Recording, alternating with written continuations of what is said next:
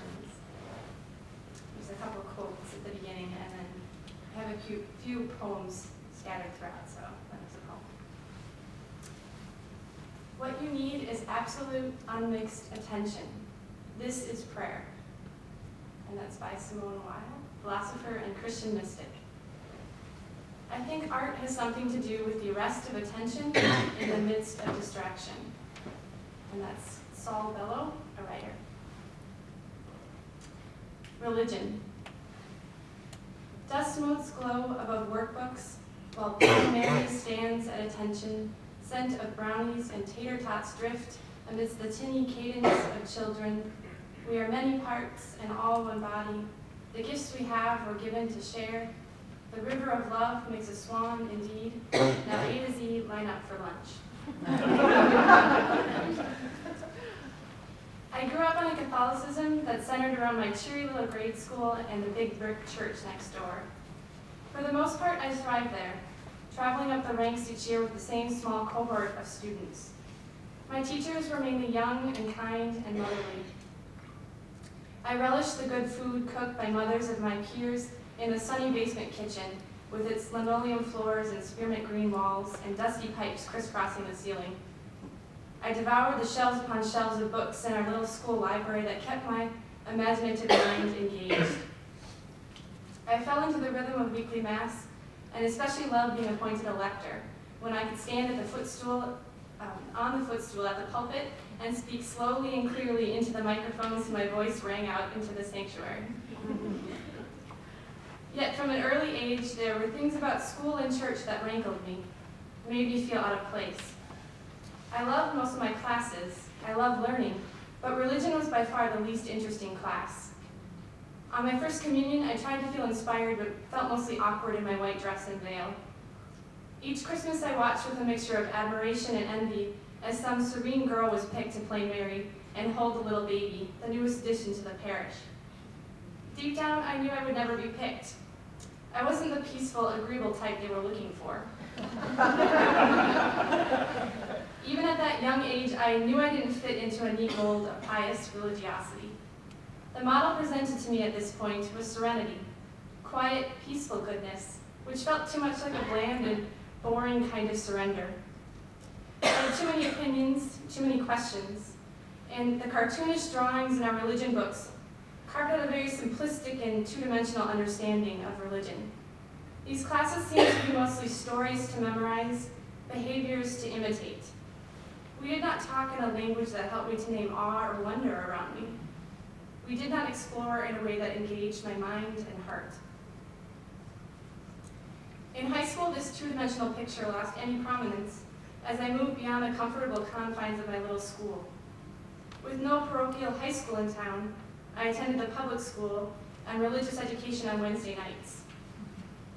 Seemingly numb and indifferent parents led us through workbooks and dull videos in a windowless basement room.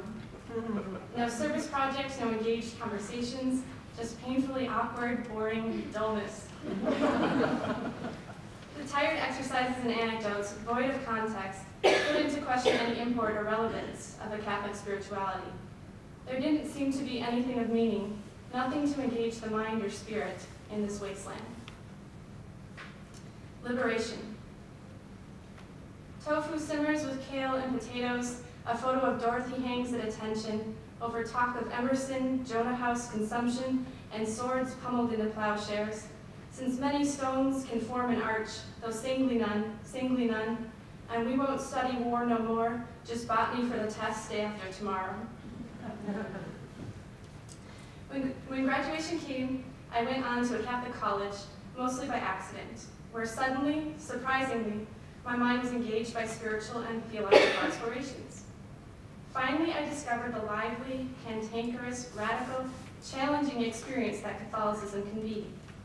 Asking big questions, arguing about them, having my very fundamental life choices challenged by Catholic social teaching, working alongside the poor in a Catholic worker house, reading about Dorothy Day and Daniel Berrigan, protesting the School of the Americas, standing for peace and nonviolence, distinguishing vertical theology, seeking heaven in the hereafter, from horizontal theology, working for heaven here on earth. During college, I finally started to see a glimmer of what I had found so lacking in religion in my younger years: wholehearted engagement. I discovered myriad ways to engage my mind and spirit with spiritual and theological questions. But nearing the end of school, I became weary of so much talk. It became clear that I needed action. I needed to live out the bookish and abstract ideals I had uncovered in college. I wanted to volunteer, live in community, experience living simply. So I did. I moved to Denver and joined a volunteer community. During the days, my housemates and I worked with the poor at different agencies around the city. At night, we ate dinner together and reflected on our days. Once a week, we celebrated Mass with guests in a small upper room, then shared a simple dinner in the big dining room below. There was something very basic and solid about our weekly rhythm that my gut agreed with. I was engaging my whole body, my whole life, in convictions that I believed in. Perhaps more than any other time in my life, during this volunteer year, I felt certain I was exactly where I should be. Still, this remained a primarily intellectual endeavor. I often reasoned that it wasn't for wholly religious principles that I was doing what I was doing. I sometimes pontificated in my journal and in conversations with more liberal-minded community members that I could use logic to explain the need to care for the poor. I didn't need religious texts. But interestingly, as the year wore on, I theorized and pontificated less. I became increasingly drawn to poetry as a form of discovery and expression. It came to feel like the only way to adequately and humbly capture the bigness and intensity and reality of the things I was observing and experiencing, the pain and need, the bravery and grace of the people we worked with each day. The short form, it seemed, was the only one with enough space and expansiveness to reflect these moments and people. And then my attention opened in an entirely new direction. We went on retreat at Snowmass, a Cistercian monastery in the mountains outside of Denver. I had read about meditation in an Eastern philosophy context, intrigued by its simplicity and depth. And now here were these Catholic monks living out the contemplative experience. Suddenly I was experiencing a tradition firsthand that I learned was decidedly rooted in the Catholic tradition. I ate it up. It was nothing I'd ever seen within the Catholic tradition. We learned about the monastic life of silence, stillness, and routine. We met Thomas Keating, one of the most notable contemporary voices of contemplative prayer within the Catholic tradition, who said that since God is everywhere, you can listen to God anywhere. He talked about prayer as listening with rapt attention. Brother Micah told us, you can't say what God is, only what God isn't. God is more than all-powerful, all-loving. So what do? Fall silent. And Theophane, wiry and frail with piercing gray eyes, challenged us to name an undefining definition of God. He said that language limits, and we try to use it too much.